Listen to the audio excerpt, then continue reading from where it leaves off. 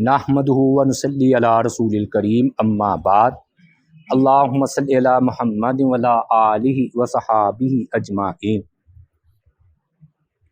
رسول اللہ صلی اللہ علیہ وآلہ وسلم کی ہم سیرت اور حیات النبی بیان کرنے ہیں،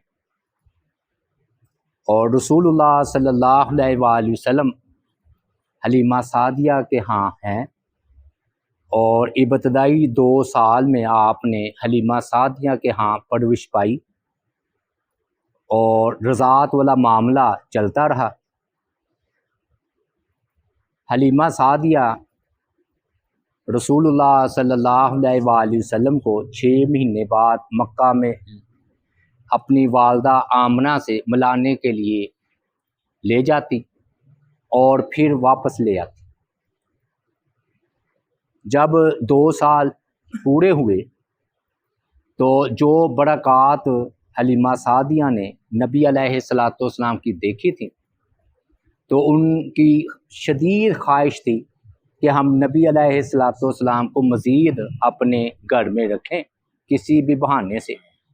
تو جب وہ 2 سال مکمل ہونے پر مکہ گئیں تو دیکھا کہ آمنہ ان کے سے ملی حلیمہ سعدیہ، تو قدرتی طور پر نا قحط پڑا ہوا تھا مکہ میں، تو ان کا ایک بہانہ بھی مل گیا۔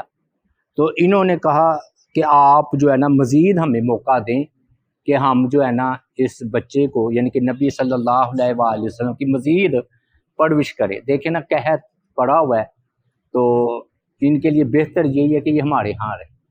تو شدید اصرار کے بعد نا وہ واپس لے گئے۔ اصل میں وہی وجہ تھی کہ جو برکات انہوں نے نبی علیہ السلام کی دیکھی تھی، تو وہ چاہتی تھی کہ یہ بچہ جو ہے نا میرے پاس رہے۔ تو پھر جب 2 سال پورا ہونے کو ہوئے، اور اس کے بعد کا جو زمانہ ہے اس میں متعین نہیں ہو سکا کہ یہ شق صدر کا واقعہ کب پیش آیا۔ تو نبی علیہ السلام کا اس پر اتفاق ہے سیرت نگاروں کا کہ نبی علیہ السلام کا سینے مبارک کو چاک کرنے کا واقعہ جو ہے نا وہ حلیمہ سعدیہ کے ہاں پیش آیا ہے۔ ہوا اس طرح کہ ایک صحابی نے پوچھا ہے کہ اللہ کے رسول صلی اللہ علیہ وآلہ وسلم، آپ کو جو ہے نا شق صدر کا واقعہ پہلی مرتبہ جو ہے نا کب پیش آیا؟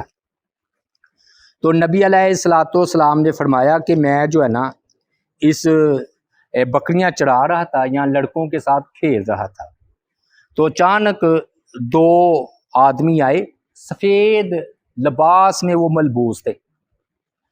انہوں نے مجھے پکڑا، پھر زمین پر لٹا دیا۔ اس کے بعد ایک سونے کا تشت جو ہے وہ لایا گیا، اس میں ٹھنڈا برف کی طرح پانی تھا اور آب زمزم تھا۔ بعض روایات میں ہے کہ آب زمزم تھا اور سونے کا تشت تھا اور پانی بہت ٹھنڈا تھا۔ پھر میرے سینے کو چاک کیا گیا، اس میں سے دل کو جو ہے وہ نکالا گیا، اس میں کوئی لوتھڑا تھا۔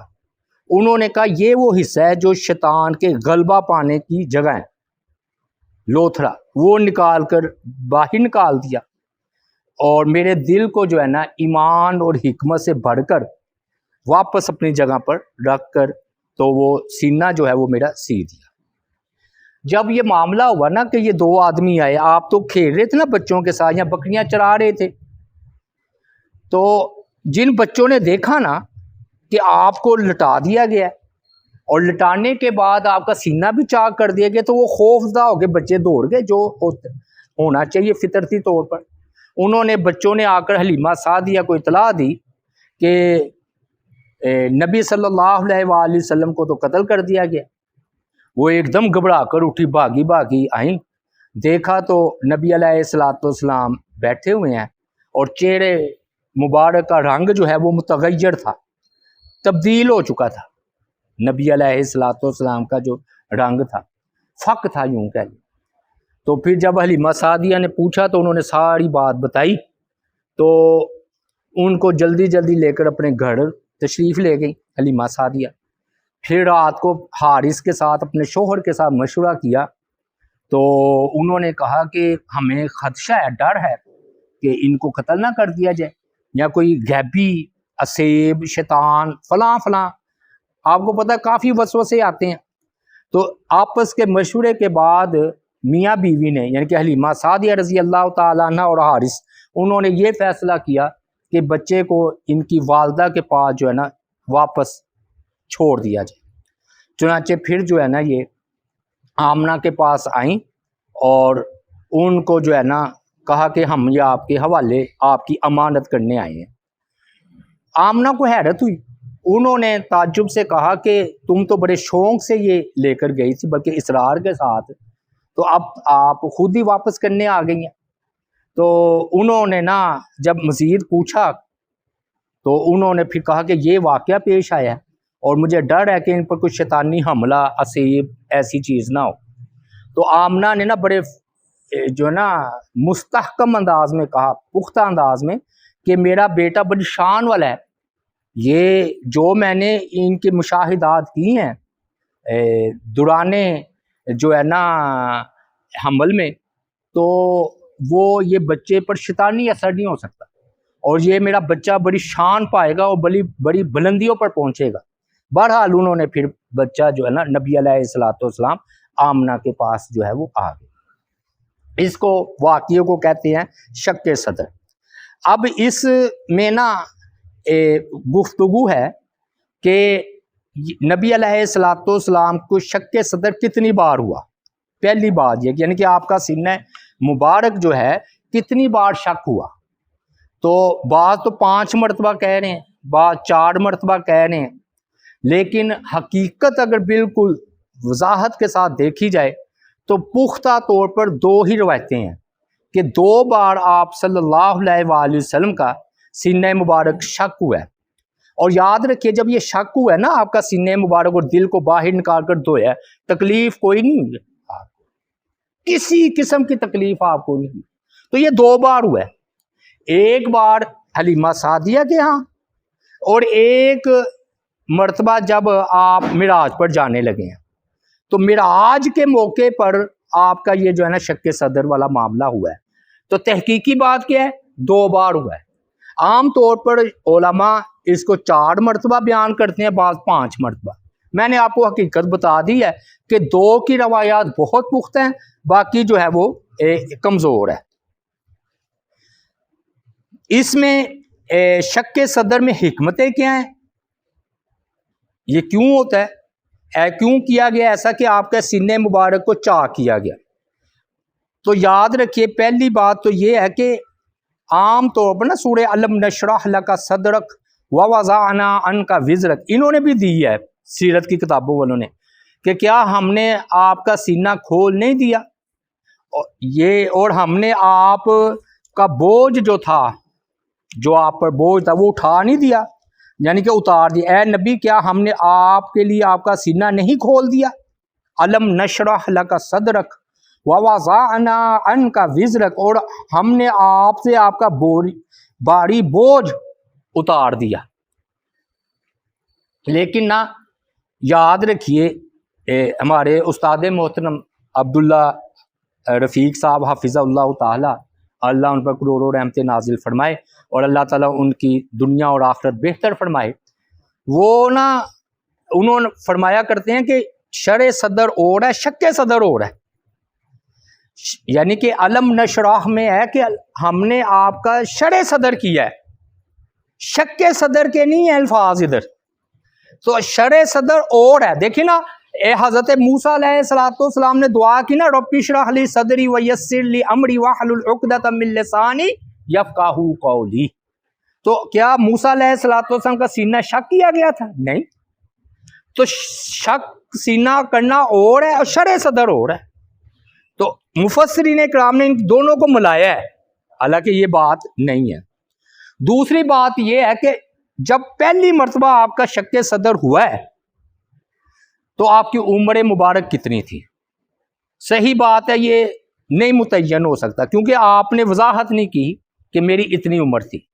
لیکن جو بات آ رہی ہے نا کہ آپ بچوں کے ساتھ کھیل رہے تھے اور بکریاں چرا رہے تھے حلیمہ سعدیہ کے ہاں، تو اس بات پر یہ کہا گیا کہ آپ کی عمر مبارک 4 سال تھی، بعد نے 5 سال بھی کہی ہے، لیکن بعد نے 4 سال کو ترجیح دی ہے۔ وجہ کیونکہ بچہ جو ہے نا 2 سال کا بچہ بکریاں نہیں چڑھاتا، نہ اس کو بکریاں چرانے کے لیے بھیجتے ہیں۔ 4 سال کا بچہ جو ہے نا 5 سال کا، ٹھیک ہے وہ کھیلتا بھی ہے اور بکریاں بھی چڑھا سکتا ہے۔ اور نبی علیہ الصلوۃ والسلام فرماتے ہیں کہ میں اپنے ساتھیوں کے ساتھ بکریاں چڑھایا کرتا تھا حلیمہ سعدیہ کے ہاں۔ تو 2 سال کا تو نہیں، ٹھیک ہے آپ کی غیر معمولی پرورش ہوئی ہے، صحت تھی آپ کی، لیکن پھر بھی ایک انتہا ہوتی ہے نا۔ تو یہی صحیح بات ہے کہ آپ اس کے ساتھ جو معاملہ ہوا وہ آپ سمجھ بھی لیں نا۔ تو اس لیے 4 سال کی عمر مبارک میں پہلی مرتبہ شق صدر جو ہے وہ ہوا ہے، حلیمہ سعدیہ کے ہاں آئی۔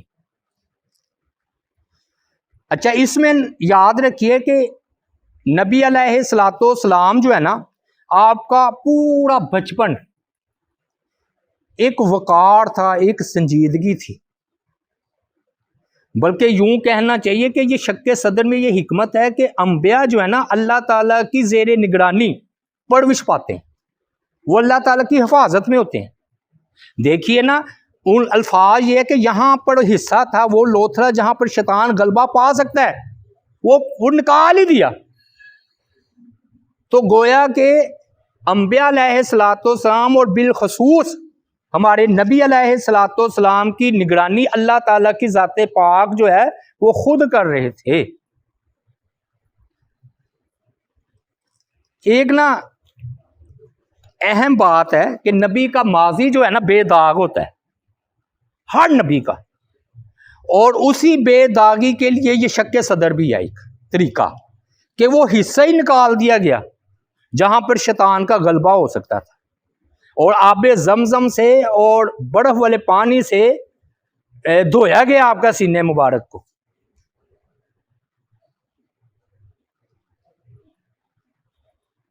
اچھا، یاد رکھیے ایک اہم نقطہ ہے یہاں پر، نبی اور ولی کی زندگی میں فرق ہوتا ہے۔ انبیاء کی زندگی میں انقلاب نہیں برپا ہوا کرتا۔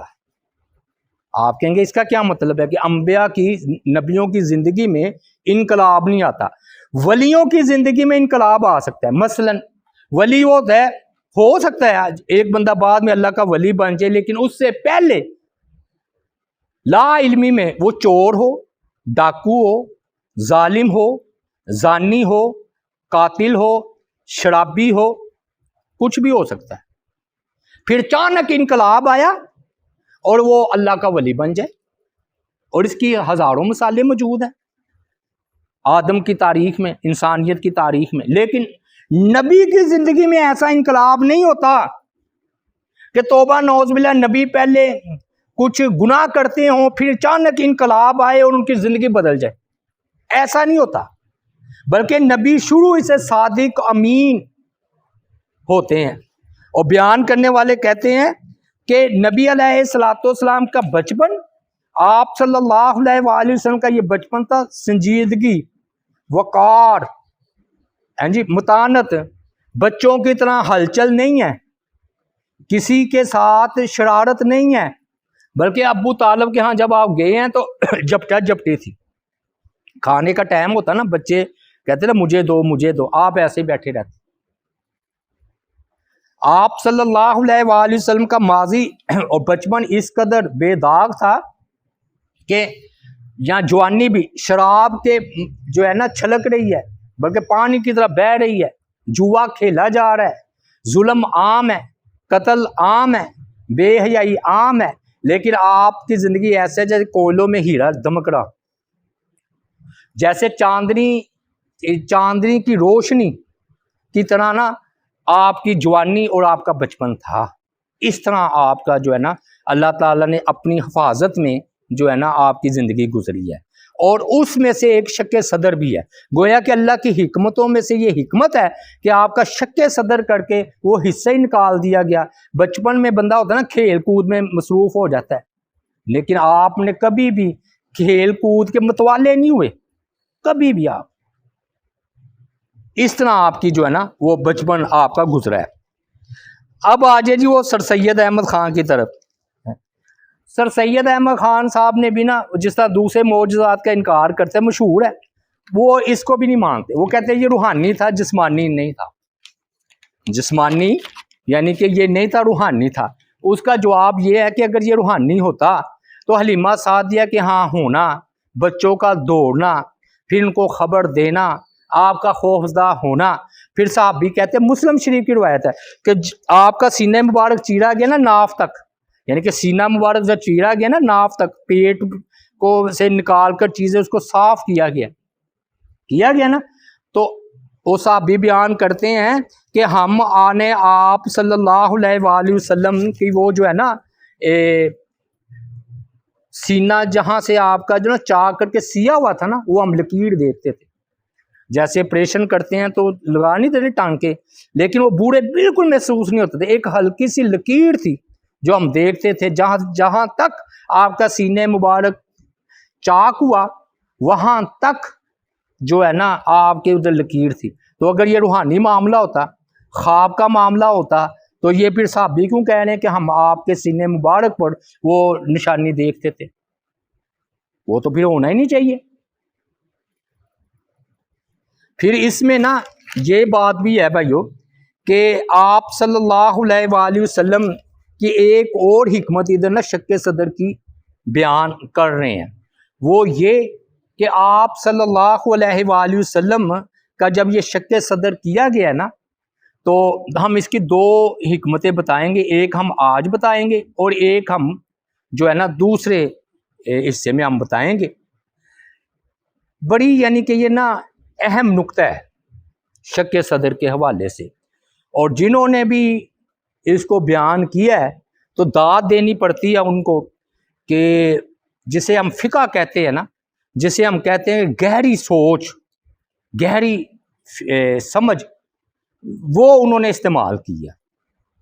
وہ یہ کہ نبی علیہ السلام کا جو ہے نا دل مبارک دھویا گیا ہے پانی کے ساتھ اور برف کے ساتھ، جس میں ٹھنڈا پانی آب زم کے ساتھ، تو رزلٹ یہ نکالا ہے کہ گناہ جو ہوتا ہے نا، گناہ اس کی تاثیر گرم ہوتی ہے، اور جو نیکی ہوتی ہے نا اس کی تاثیر ٹھنڈک والی ہوتی ہے۔ نیکی میں ٹھنڈک پائی جاتی ہے اور گناہ میں حرارت، بے قراری، بے چینی پائی جاتی ہے۔ اور کیونکہ وجہ یہ ہے کہ اس گناہ والے مادے کو ختم کرنے کے لیے جب لوتھرا نکالا ہے نا، کہ فرمایا کہ یہ شیطان کے غلبہ پانے کا حصہ ہے ادھر، تو پھر پانی کے ساتھ دھویا ہے تاکہ جو معصیت کی حرارت ہوتی ہے نا، تپش ہوتی ہے، اس کا نام و نشان باقی نہ رہے۔ اور اس کے لیے ہم صرف 6 دلائل دے کر بات کو ہم سمیٹیں گے کہ گناہ جو ہے نا وہ حرارت، تپش کا نام ہے۔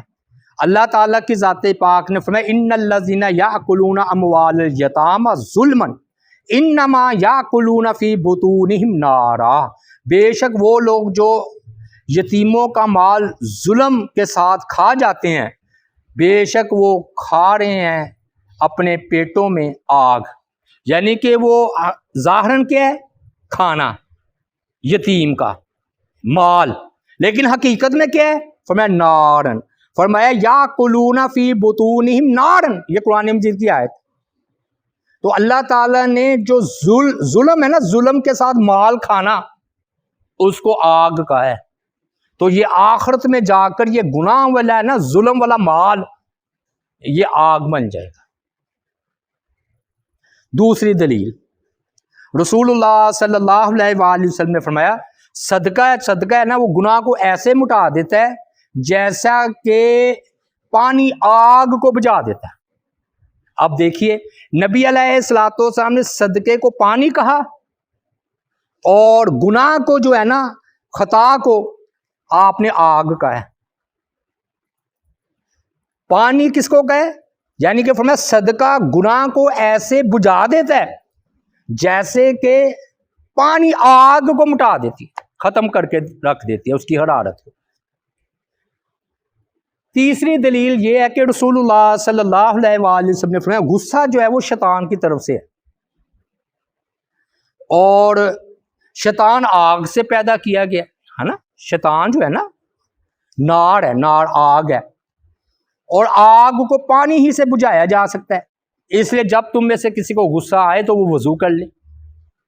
اور آپ مشاہدہ کر کے دیکھ لیں, اگر کوئی بندہ غسل کر لے یا نہا لے یا وضو کر لے تو اس کا سارا غصہ جاتا رہتا ہے, بڑا اعتدال بڑا آ جاتا ہے. تو آگ جس کو چھوتی ہے نا اس کو بے چین بے قرار کر دیتی ہے اور پھیلتی ہے. تو غصہ بھی جس کو چھوتا ہے اس کو بے قرار بے چین کر کے رکھ دیتا ہے. اور پھر یہ جو غصہ ہے نا یہ بندے کو آگ کی طرح یہ پھیلتا ہے. تو بالکل آپ نے دیکھی ہے کہ غصہ شیطان کی طرف سے ہے, وہ گناہ ہے, تو اس کو حرارت کے ساتھ تشبیہ دی ہے. اور فرمایا ختم کس سے ہوتا ہے؟ وضو سے, پانی سے. اور اسی طرح چوتھی یا پانچویں دلیل یہ ہے کہ ہم یہ نا دعا پڑھتے ہیں نماز میں, اور دیکھیں عجیب مقام ہے کہ آپ نے کبھی اس بات پر غور نہیں کیا ہوگا. آج آپ کو اس کا غور و فکر کرنے کا موقع ملے گا. اللہم اغسل خطایا بالماء ثلج والبرد. اے اللہ میری خطاؤں کو برف اولے کے پانی سے دھو دے. اب کہتے ہیں کہ خطا کو دھونے کا ذکر ہے. دھویا اس کو جاتا ہے جو ناپاک ہو, نجاست والی ہو. تو گناہ میں نجاست ہے نا, ناپاک ہے, تو فرمایا کہ اس کو دھو دے, گناہوں کو میری خطاؤں کو دھو ڈال. کس کے ساتھ؟ پانی کے ساتھ. وہی بات آ گئی کہ وہ حرارت تھی نا گناہوں میں, تپش تھی, تو فرمایا کہ اس کو پانی کے ساتھ اور برف کے ساتھ اور اولے کے پانی سے دھو دے. اب دیکھیے ایک ہے پانی اور ایک ہے برف والا برف اور ایک ہے اولے والا پانی. تو اب دیکھیں پانی بھی اور ٹھنڈک بھی ہے کہ نہیں ہے؟ اور بھائیو غور کر رہے ہیں کہ نہیں؟ یہ میں دلیلیں دے رہا ہوں, میں نے اختصار کیا ہے کیونکہ وہ وقت کی کمی کی وجہ سے, ورنہ دلیلوں کے ڈھیر لگ جائیں. بات صرف یہ ہے کہ ہم ثابت اس بات کو کر رہے ہیں کہ نبی علیہ الصلوۃ والسلام کے سینے مبارک کو دھویا گیا ہے ٹھنڈے پانی کے ساتھ, اور ادھر معصیت والے مادے کو نکالا گیا ہے. معصیت والا مادے میں حرارت ہوتی ہے کیونکہ ہر گناہ کی تاثیر گرم ہے اور نیکی کی تاثیر ٹھنڈک والی. اس لیے نبی علیہ الصلوۃ والسلام نے فرمایا کراہت کے وقت وضو کرنا ٹھنڈے پانی سے, یہ درجات کی بلندی کا باعث ہے نا حدیث. یعنی کہ ٹھنڈے پانی سے, اب تو گیزر لگا, میں یہ نہیں کہہ رہا وہ بندہ استعمال نہ کرے, میں ہرگز یہ بات نہیں کر رہا کہ بندہ گرم پانی سے وضو نہ کرے. میں یہ کہہ رہا ہوں کہ ایک بندے کو اگر گرم پانی دستیاب نہیں اور وہ ٹھنڈے پانی سے وضو کرتا ہے تو اس کا درجہ اس سے بلند ہے جو گرم پانی سے وضو کرے. پھر میں بات کو سمجھاؤں, یعنی کہ افضل اور بہتر وہ شخص ہے درجے کے اعتبار سے جو گرم پانی کے ساتھ نہیں ٹھنڈے پانی کے ساتھ وضو کرتا ہے. اس کا ہرگز یہ مطلب نہیں کہ کوئی بندہ پانی گرم نہ کرے, نہیں, میں یہ نہیں کہہ رہا.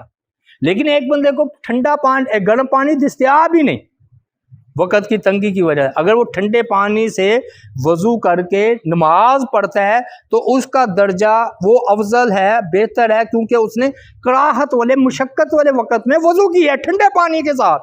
اور ٹھنڈے پانی میں یہ تاثیر ہے کہ بندے کے بنی آدم کی خطاؤں کو لے جاتا ہے. یہ کہتے ہیں یہ امام نسائی نے, وہ میں دیکھوں گا کہاں ہے حوالہ, میں نے ابھی کسی اور سے پڑھا ہے, کہتے ہیں امام نسائی نے یہ استدلال کیا ہے کہ نماز کے لیے بجائے گرم پانی کے ٹھنڈے پانی سے وضو کرنا افضل اور بہتر ہے. میں نے ابھی کہا کہ وقت کی تنگی کی وجہ سے میں نے امام نسائی کی وہ روایت نہیں دیکھی, لیکن میں نے کسی اور کتابوں میں اس کا مطالعہ جو ہے وہ کیا ہے. اور آخری بات اسی والے سے, قرآن مجید میں بھی آ رہا ہے کہ ربنا حب لنا من ازواجنا و ذریاتنا قرۃ اعین, کہ اللہ تو عطا کر مجھے میری بیویوں میں میری اولاد میں آنکھوں کی ٹھنڈک. ہم کیا کہتے ہیں آنکھوں کی ٹھنڈک. وجعلنا للمتقین اماما, جو ہم دعا نہیں مانگتے, اور نبی علیہ الصلوۃ والسلام کیا فرماتے تھے کہ اے بلال اذان دو اور ہمیں ٹھنڈک پہنچاؤ، میری آنکھوں کی ٹھنڈک جو ہے وہ نماز میں ہے۔ ٹھنڈک کے الفاظ ہیں، ٹھنڈک کے۔ تو یہ نا 6-7 دلیلوں سے یہ بات ثابت ہوئی کہ ٹھیک بات ہے کہ گناہوں کی تاثیر میں جو ہے نا حرارت پائی جاتی ہے، تپش پائی جاتی ہے۔ اور یہ جو زانی لوگ ہیں بے یا شہوت کے مارے ہوئے، وہ بھی آپ دیکھ لیں بےچارے بھٹکتے پھرتے ہیں، ان کی آگ ٹھنڈی ہونے کو نہیں آتی، ایسے ہی ہے نا۔ اور بہرحال یہ جو ہے نا دلائل ہیں کہ نبی علیہ الصلوۃ والسلام کا جو شک صدر کیا گیا نا، اصل میں وہ ایک ٹھنڈک، ایک وقار، ایک اطمینانیت تھی آپ کے اندر، اور آپ کی جو ہے نا ماضی، بچپن اور جوانی بالکل چاندنی کی طرح صاف روشن، اور کوئلوں کے درمیان جیسے ہیرا دھمک رہا ہو، اس طرح آپ کی تھی۔ اور یہی فرق ہوتا ہے انبیاء میں، اور نبی ہی یہ بات کہتے ہیں کہ میرا ماضی گواہ ہے کہ میں جھوٹا نہیں۔ اور نبی علیہ الصلوۃ والسلام نے صادق اور امین ہونے کا لقب جو ہے وہ پایا ہے۔ اللہ تعالیٰ سے دعا ہے انشاءاللہ اس کا جو ہے نا دوسرا حصہ کل ہم سورہ علم نشرح کی تفسیر کریں گے، اور اس کے بارے میں ایک اور نقطہ اٹھائیں گے، اور وہ چونکہ تقاضا کر رہا تھا وہ نقطہ، وہ بھی آدھے گھنٹے کا، اور وہ بہت علمی دوسرا ہے، تو اس لیے ہم نے اس کو 2 حصوں میں تقسیم کی ہے۔ تو اللہ تعالیٰ سے دعا ہے ہمیں نبی علیہ الصلوۃ والسلام کی جو ہے نا سیرت پر چلنے کی توفیق عطا فرمائے۔ وما علینا الا البلاغ المبین۔